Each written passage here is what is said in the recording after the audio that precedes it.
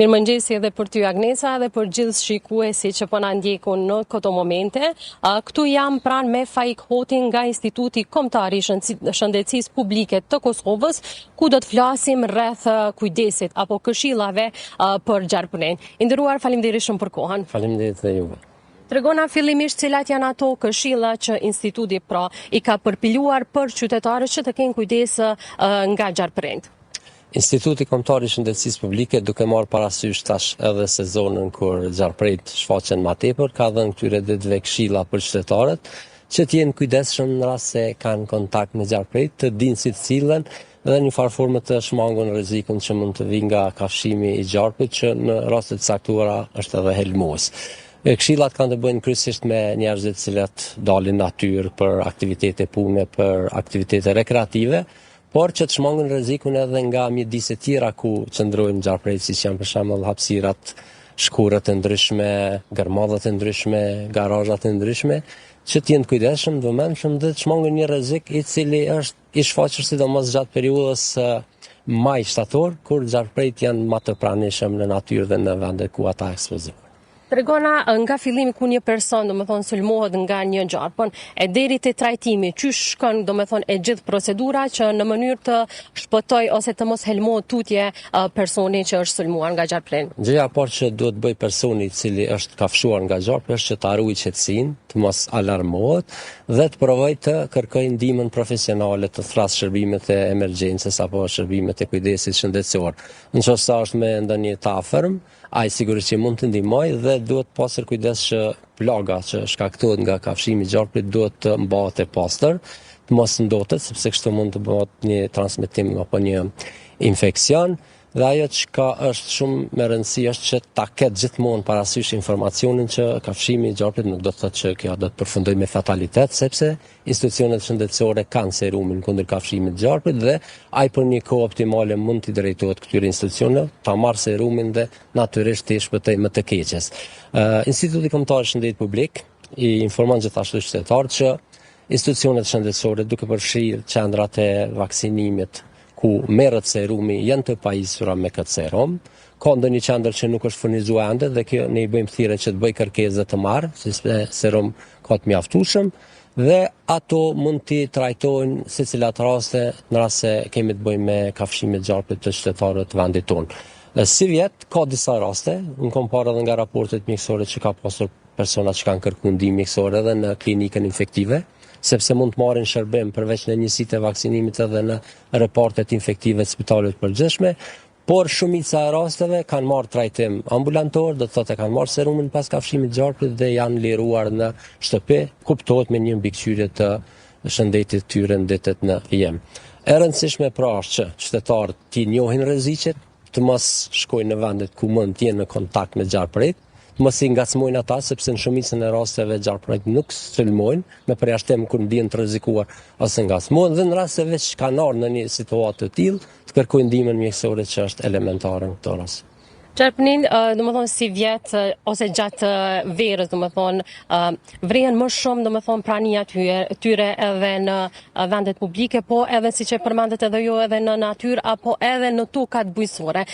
Pak po ndalemi edhe tek domethënë trajtimi, se ka persona ndoshta edhe që mundon të ta trajtojnë veten, a është kjo një gjë e rrezikshme? Kjo nuk është mënyra si duhet veprojnë qytetarët, gjithmonë ndihmën mjekësore duhet ta kërkojnë te personeli shëndetësor, te njerëzit të cilët janë të specializuar për ta dhënë ndihmën e parë mjekësore. Gjithashtu ne nuk rekomandojmë qytetarët që të provojnë të vetë mjekohen me barista të ndryshme, me gurzime, disa le të themi metoda popullore, sepse ato përkundrazi mund të jenë të rrezikshme. Me rëndësi është që të kërkojnë menjëherë ndihmë, të harrojnë gjaftësinë edhe të marrin serumin kundër kafshimit të gjarpit, që siç e thash si vjet ka mjaftueshëm, qendrat veç janë të pajisura me to, edhe ta përcjellin situatën e tyre shëndetësore.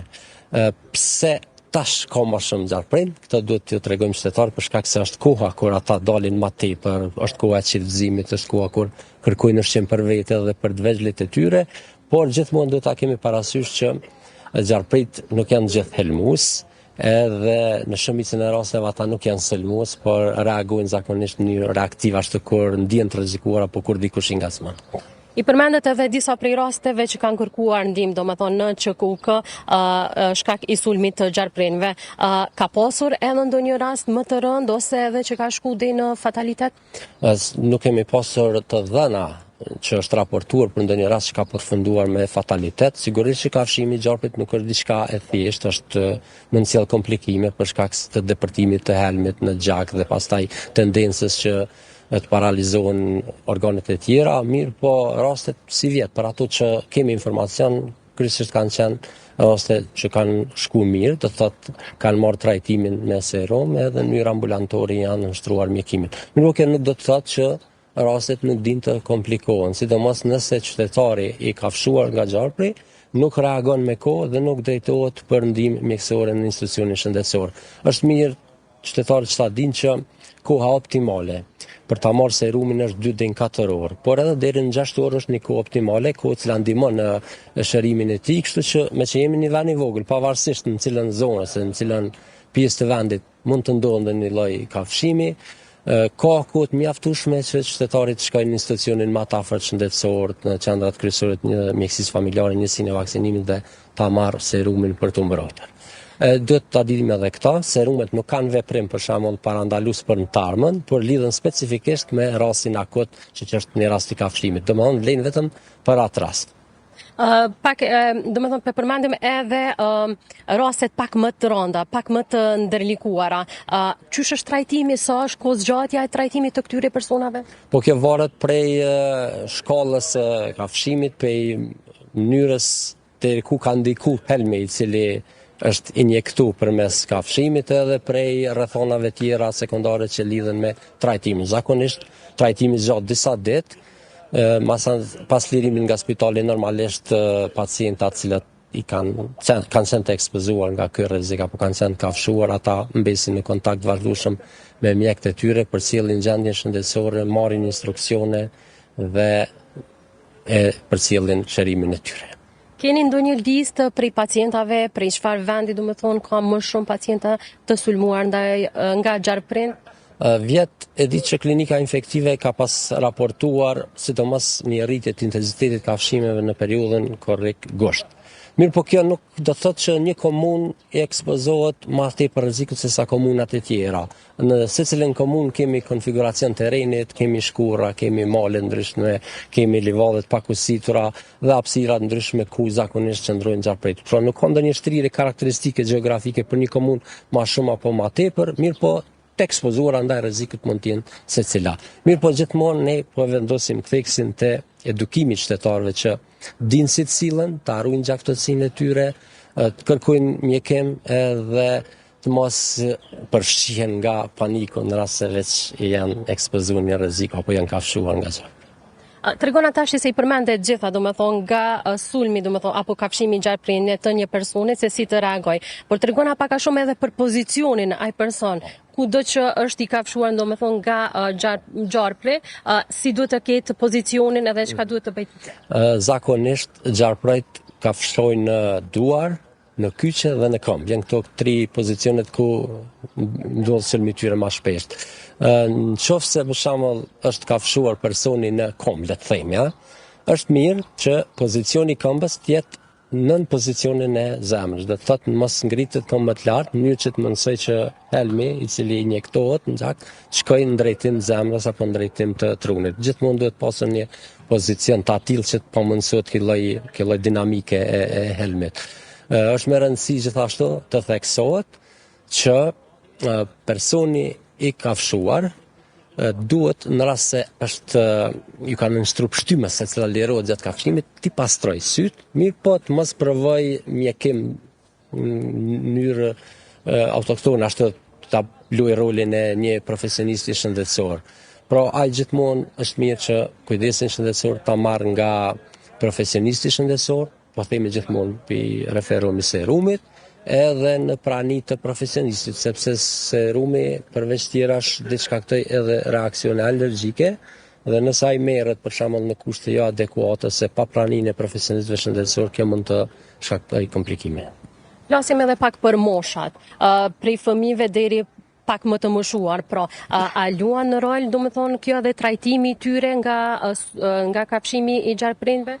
Jo, ata nuk i zgjedhin prejen e tyre, do thotë kushdo që i ngacmon apo kushdo që vin në kontakt me ta mund të ekspozohet rrezikut, por është e kuptueshme që personat që janë më të ri kanë imunitet më të lartë, mirë po në rastet specifike nga kafshimi i gjarprit gjithë janë të rrezikuar njësoj. Ka pasur raste edhe në ÇKUK që ka pasur edhe fëmijë themi?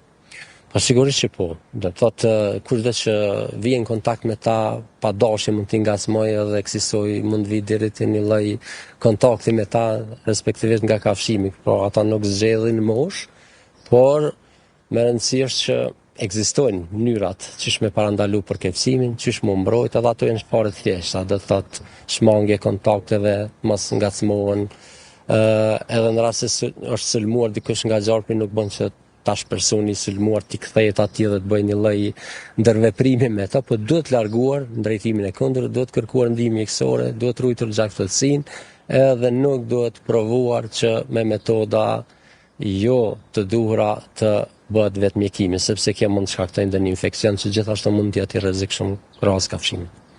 Në bisedën paraprake biseduam edhe për një rast që është duke u trajtuar apo jo në ÇKUK. Tregona pak a shumë prej fillimit kur është pranuar? Nuk mund të flas në specifike për rastin, për shkak se me mjekim merret klinika infektive, siç merren për shembull edhe nivelet më të ulta të kujdesit shëndetësor. Ne brenda ditës bëjmë raportin ditor të rasteve të hospitalizuara, kryesisht fokusohemi te smundjet nxitse, por me që është sezona e gjarpreve, ne i monitorojmë edhe rastet që kanë bëjnë me kafshimin e tyre. Dhe në raportin e fundit, kam parë që 24 orëshin e fundit, kemi pasur një pacient të hospitalizuar për shkak të kafshimit, sikur që kemi informacion që edhe 4 pacient tjerë kanë marrë serumet, kanë marrë mjekim ambulantor dhe janë liruar në shtëpi. Kjo ka të bëjë vetëm me ÇKUK-n, sepse ne kemi raste të kafshimit gjarprit edhe në komuna tjera, të cilat mjekimin e marrin në komunat përkatëse.